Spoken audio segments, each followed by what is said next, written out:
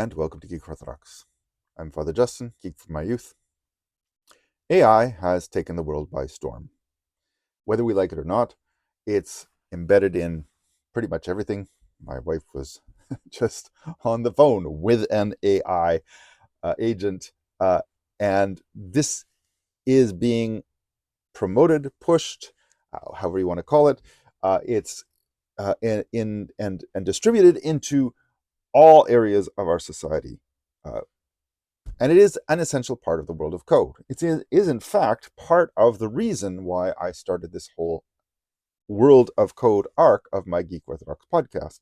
Because what I want to do is try and explain in the simplest possible kind of layman's terms what this world of code is that we are immersed in, and so that we can understand how it is affecting our lives in a hopefully slightly better informed way. Now, undertaking to explain even the LLM version of AI is it's crazy huge. I mean, some of the introductory videos that I've been looking at are 3 hours long, and I don't want to get that long or that deep. Now, I'm not that much of an expert myself, but I do have a fairly long-standing relationship with AI, thanks in part to the oldest AI chatbot that kind of took the world by storm way back in the 1970s, Eliza. So Eliza was a chatbot written by Joseph Weizenbaum, which was kind of the first chatbot to pass the Turing test, kind of, sort of. And it was kind of, sort of artificially intelligent. It actually does share a number of the attributes of modern artificial intelligence, which I hope to get into. It was written in a obscure computer programming language called MadSlip, sometimes misrepresented as having been written in Lisp due to the popularization of the program in my favorite computer language, BASIC. Because as soon as Weizenbaum released the chatbot, and he didn't actually release the chatbot itself, he released documentation of the chatbot, how he did it, what it did, and then this inspired quite a number of ports, or rather reconstructions of the chatbot in a number of different languages. Initially Lisp, but most famously, in my case, in BASIC. BASIC, of course, was the universal language of the early computer revolution. And it was published in Creative Computing magazine, and then in their big book of computer games, kind of similar to their 101 Basic Computer Games book. And my first exposure to this was a version of the program customized for my very own beloved color computer by my friend Bruce. I have no idea whether this will show up on the video, but I actually have some of the handwritten code that Bruce used to customize this for the TRS-80 color computer. I particularly like this sheet, which contains all the variables, something that you needed to do way back in the day when variables were like single or double letters maximum, and then you need to know what was stored in what variable. And it looks to me like he was porting it from this printout, which has some similarities with the Basic Computer Games port, but it is actually quite a bit longer. This is written on dot matrix paper, so it kind of goes all over the place, and it goes all the way up to line 9,999. I mean, that's not 10,000 lines of code, because of course you generally skipped 10, and in some cases you would skip it for other reasons. You can see from this printout, by the way, that most of the program here are data statements. And if you, I don't, again, have no idea how all this will show up in the video, but maybe I'll put a screenshot up. The data statements are fragments of conversation, Because what ELIZA did is it took whatever you typed in, your input, and it then would take that input, rearrange the code a little bit, or rearrange it in terms that the computer could then use, and look for keywords in your input. So here's a typical opening. There were actually multiple variants of the opening. It was generally found to work best as kind of a Rogerian, is that how I'm pronouncing it right? Psychiatrist, one of those, or psychologist, where those psychologists who ask questions to get the patient to give them more information about themselves. So this one presents itself as, "Hi, I'm ELIZA. What's your problem?" So I can say something like, "I have bad dreams." And it then says, "Well, what does that dream suggest to you?" Aha. So this actually tricked some early people into thinking this is a teletype terminal with an actual person on the other side of the, that was chatting with you. This is why I say it actually kind of was the first chatbot to kind of sort of pass the Turing test. That is to say, the test that kind of informal version of the Turing test, which was that can the computer actually fool the user into thinking that that it's human? So what does that dream suggest to you? My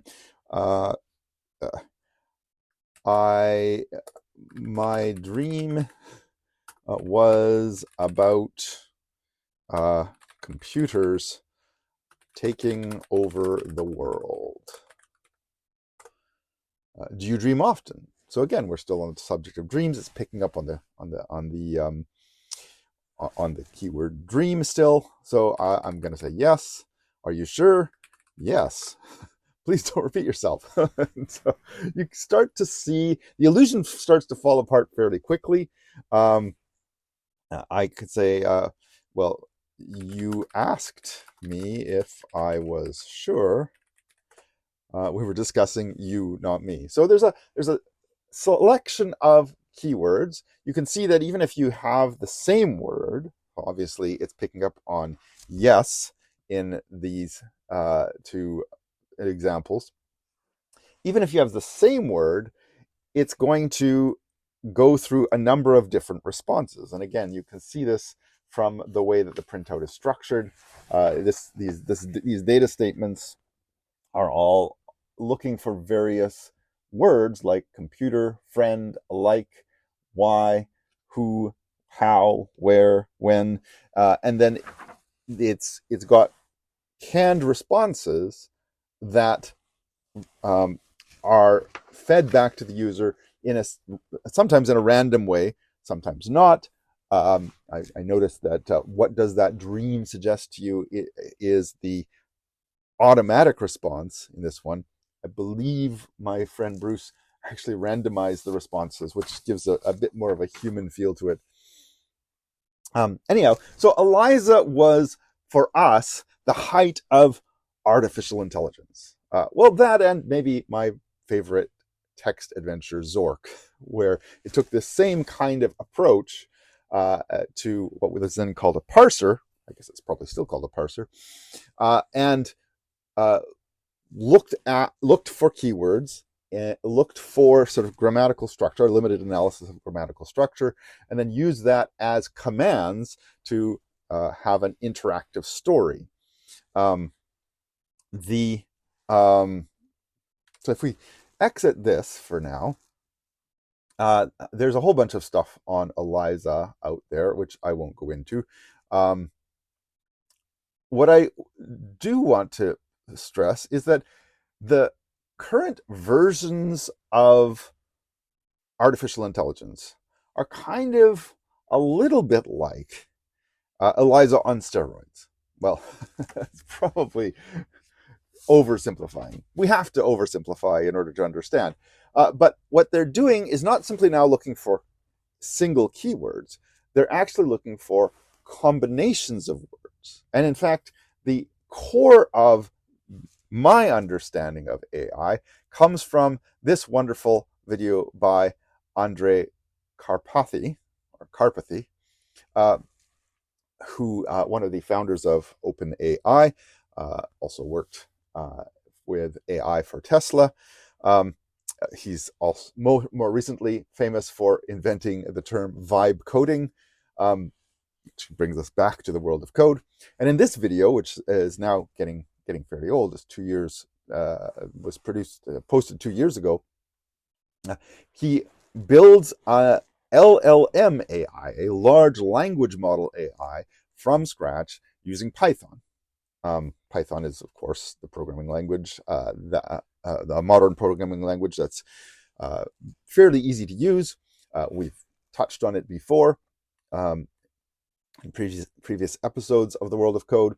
In this case, what he does is he creates what's called a transformer. The GPT in ChatGPT stands for Generative Pre-trained Transformer. In other words, what you have to do is train ahead of time on some model, some data with patterns in it. You have to get the computer to analyze those patterns in a way, and then store that analysis in a way that allows it to then generate patterns that follow those patterns. So in this case, in this particular video, Andrej Karpathy builds a transformer which analyzes the works of Shakespeare character by character, and then it actually will produce from that Shakespearean sounding words. So if I press play here, I've queued it up, but I haven't actually analyzed it. Apologies for there's some jank that I'm not able to resolve in here, but so you can see how this is going character by character, and it's kind of like predicting Shakespeare-like language. So, verily, my lord, the sights have left thee again, the king, coming with my curses with precious pale. And then Tranio says something else, etc. So what he's done here is he's actually taken a collection of the complete works of Shakespeare as his training model, and then he's analyzed the relationship of every character to every other character in the works of Shakespeare, and then put his, so that's the pre-training part of the pre-trained transformer, and then he's put it to work generating, following those patterns, more characters. And the end result is actual words like verily, which can produce Shakespearean sounding language. It's not super amazing, but it's a start. And so what I've done here, which I have already released for anybody who wants to play with it, is I've done something similar by vibe coding with AI, a toy, if you will, that will analyze not simply characters, but text, because that is how AIs work. Or what they do is they take text and they tokenize it. They give it kind of basically numerical representations of words and parts of words, and even punctuation. And then they analyze it for these patterns. And this is designed to show you how it analyzes them. So it's got some training text here, but you can take whatever training text you like. I'm actually going to take the Bible in Basic English, the first chapter of Genesis, because it's reasonably repetitive. I'll paste that in here. And I suppose this is slightly orthodox. And I'm going to get it to analyze the patterns in this text. And now when you look down here, you can see what it's doing here. It's going through the text one word at a time and analyzing the relationship of each word to each following word, and then to each 2 following words and 3 following words, and so on. And what this will do is it will create a pattern map, which gives us in this top tokens uh, uh, list here the main words in the text in descending order, or main parts of the word. So ing is most common here. God is, there's 30 instances of the mention of the word God here in the text. It's ignoring capitalization. Earth is next, not surprisingly. Water is pretty high up there. And then there's some other things. Now, I think one of the things that I forgot to do here as we were analyzing the text is to get it to not ignore common stop words. So common stop words here are things like the or and. And I do actually want this because what I want to do is I want my model to be able to actually produce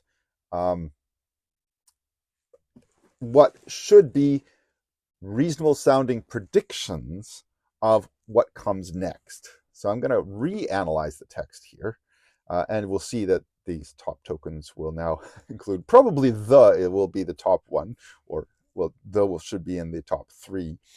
And again, as we look at this, we see that it's analyzing the frequency of the word in the individual words, the frequency of the word in relation to the next word, the frequency of that word in relation to the next two words, and so on. And so this will give us a map that is represented in kind of a whole array of statistical relationships that will then work as our next word predictor. Because that's essentially what large language models are. They predict what the next word will be, and then they supply it. So if we go over to this next word predictor here, it's now trained on the text that I've provided it with. And as I type, if I say, for example, in the, I would have expected beginning, but apparently the earth is more common than the beginning. So I can do beginning. Actually, I didn't look at the text. What does it even say in the beginning? What does it say? At the first. So this is the Bible in basic English. I've done that to reduce the number of words that are going to be used. So at the first, that's why in the beginning doesn't show up. All right, so let's do something else. God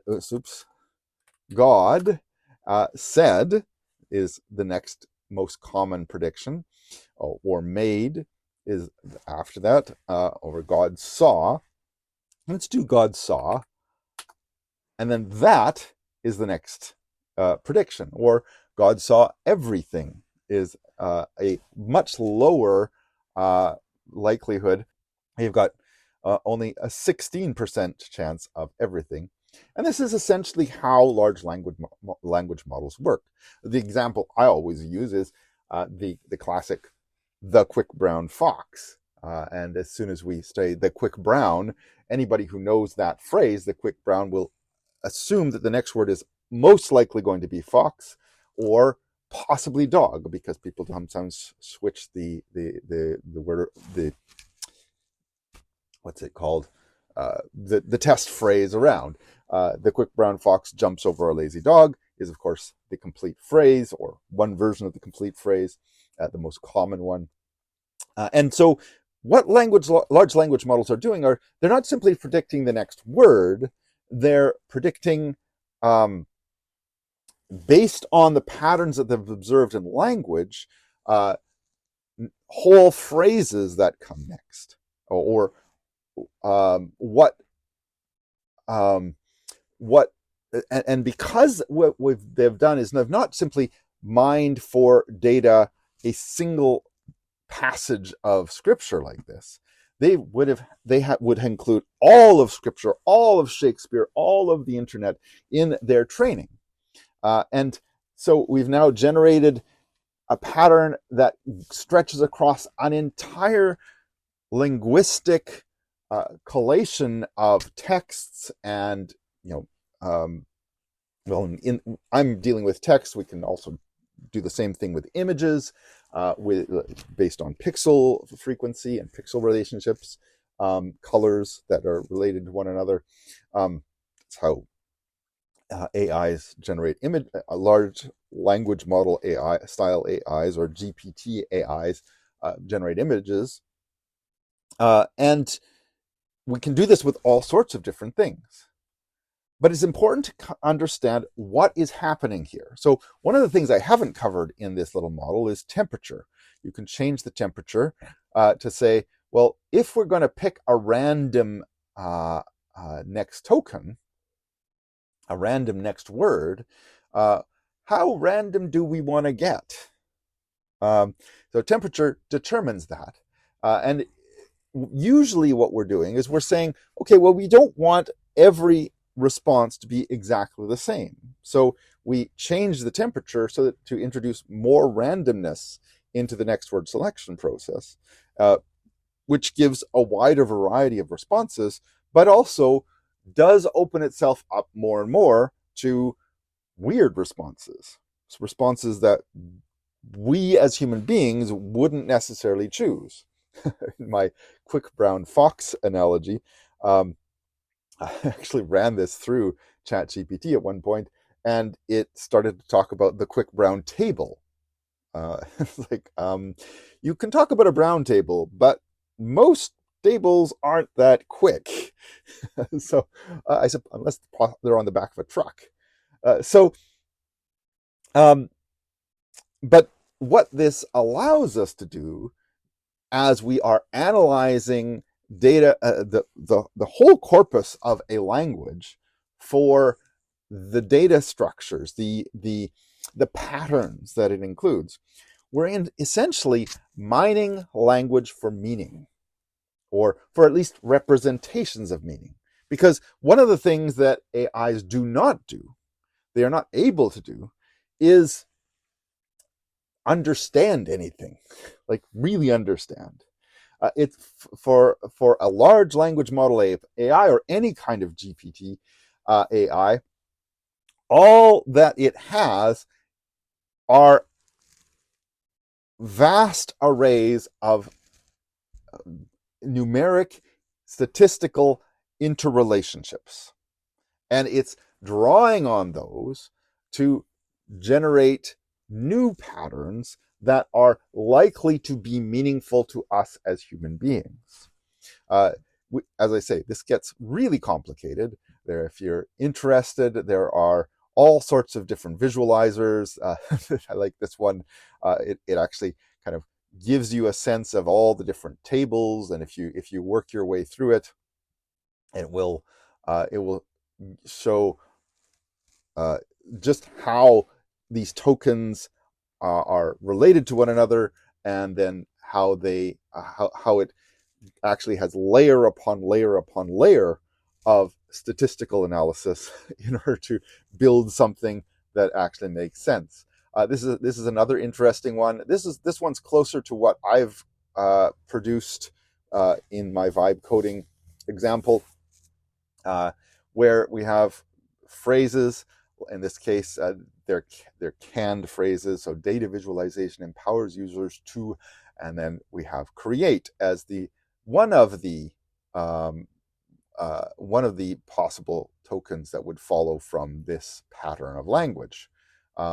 Interestingly, visualize is top, but it's chosen create maybe because it's also programmed to avoid undue repetition, which would be kind of weird. Data visualization empowers users to visualize is going to be not super amazing, right? Or if it's got as the spaceship was approaching the and then it sends this in as the query, and there's different probabilities here. In this case, it selected Earth. Not sure whether, okay, and here we have temperature and sampling, so we can adjust the temperature, and if we have it at the highest temperature, then it's going to be much more deterministic. And this is something that, as we get to a lower temperature, it's going to be more random. So I think it seems like that's how it works. I haven't played with this. I should play with this some more. So all of this is to say that when we are interacting with artificial intelligence, and particularly, I'm particularly interested in the application of these artificial intelligence models, these new ones that are able to create amazing patterns of meaning to the world of code.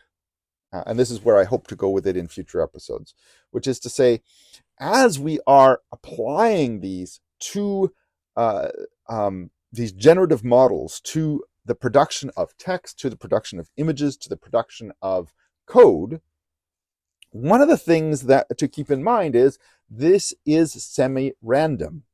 LLM AIs, or GPTs have been described as stochastic parrots.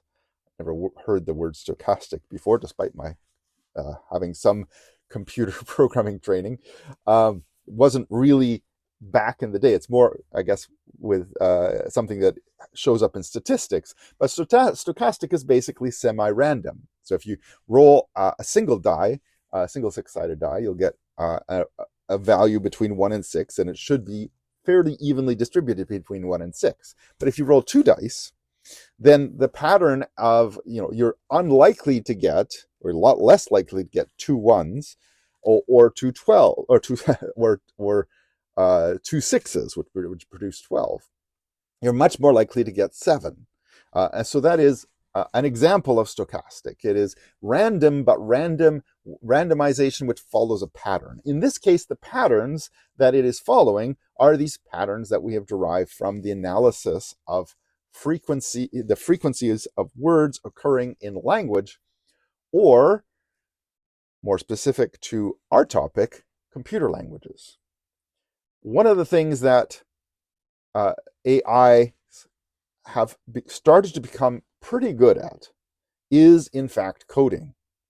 Pretty good, but not perfect.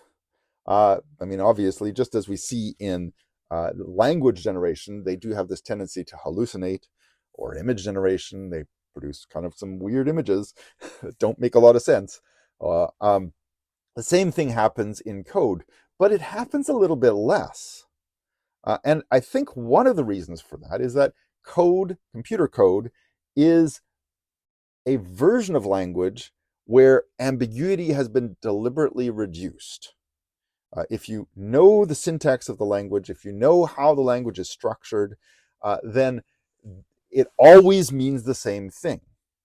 And again, this is something I would like to get into in a little more depth in a future episode. But for now, I want to at least point out that one of the reasons that we can use AI for coding quite well now, again, this particular little LLM intuition tool, which the AI decided to call it, was entirely vibe coded. That is to say, I gave it English language instructions and said, produce this. And then I did tweak that. I went back and forth on this with the AI.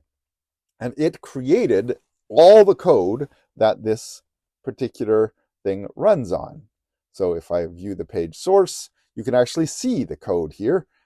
It's not bad. I mean, here we're just looking at the styling, and then this is the HTML.